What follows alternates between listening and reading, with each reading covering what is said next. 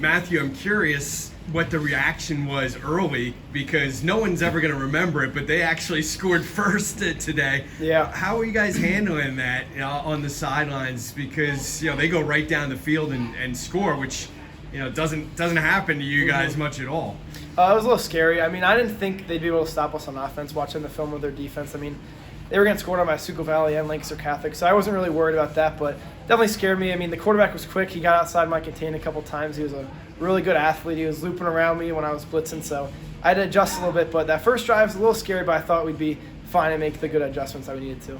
They came in averaging over 40 points a game. You held them to 7. What were some of the biggest keys that you had defensively to shut them down? I think they do a lot of funky formations that teams aren't used to. And if you watch the film, especially of Schuylkill Valley and Lancaster Catholic, they just got outnumbered on the edges a lot, getting nice edges because they're just getting outnumbered by their splits and stuff. So it was a big deal of just adjusting well to what they were doing. And coaches put us in great positions to adjust to whatever they were doing.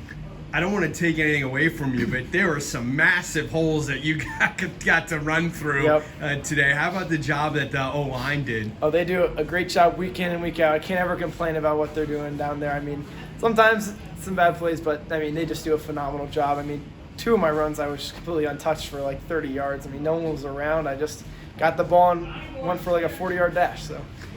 And not having Caleb Brewer, who's going to be a major conference Division I player, and still to move people around, what does that say about the depth that you guys have up front? It was really important. I think that we had a couple guys step in. Evan Blickley had to play the full game, and Jordan Gwynn had to play on nose guard. I think they both did a really nice job. They stepped up. I think Evan was a little unprepared last week when Caleb went out early. He wasn't playing greatest, but he was prepared for today and played really well. It seemed like it got a little chippy out there. Maybe some talking going on. Was that the case?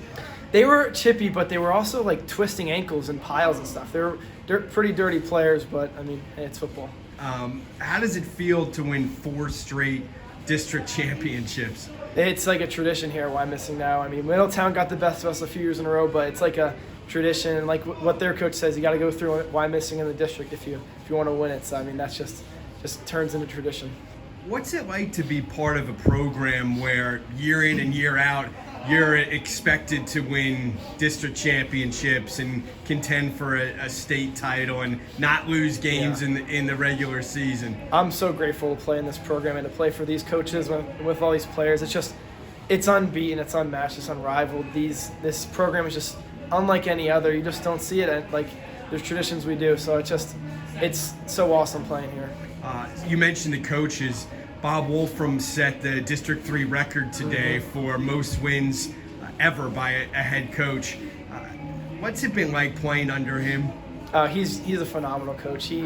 I know coaches game plan for hours and hours on end on Sunday nights. They put so much time and effort into this. I mean, the coaches in school all the time between periods, they're working on football stuff. I mean, they just put so much time into the game, and they're so like seasoned. They've done this for so long. They know what to do, and it's just great playing with that kind of coaches.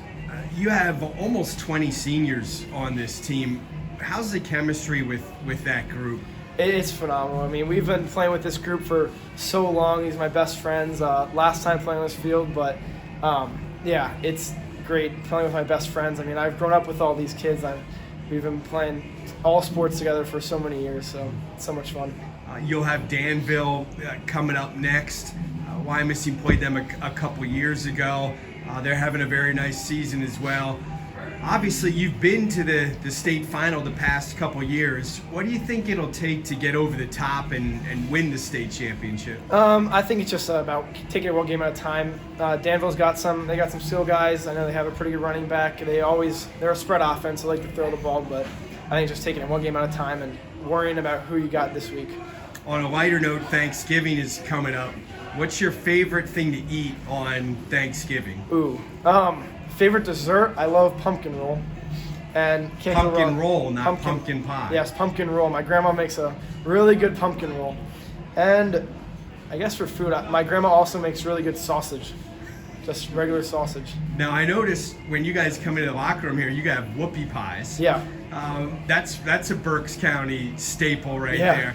How many do you think some of your linemen could put away? Oh, I don't know. Those things are good. I probably like 5 to 10, I'd say. Some of the guys will take a bunch and throw them in their locker for the week, but yeah, they're rude. Are you an Eagles fan? No, I'm not. I don't really follow NFL teams. If I had to have a favorite, it's the Denver Broncos because when I was younger, my aunt and uncle out in Colorado sent me a couple Broncos jerseys, so that's my team. But Okay. I don't really follow them too much. I'm more of a follow my fantasy guys. How's your fantasy team doing since you brought it up? I don't even want to talk about it. I'm like the bottom of the leaderboard. It's bad. All my guys are getting hurt. It's getting unlucky. Who's let you down? Who are your high draft picks that haven't produced? I had Javonte Williams and Mike Williams. They're both. Javonte's been out for the whole season. Mike Williams had like a high ankle sprain, and I got Cooper Kupp, but I just traded him away to try to get out of the punishment. I don't know. Well, I appreciate your time and good luck in States. Thank you.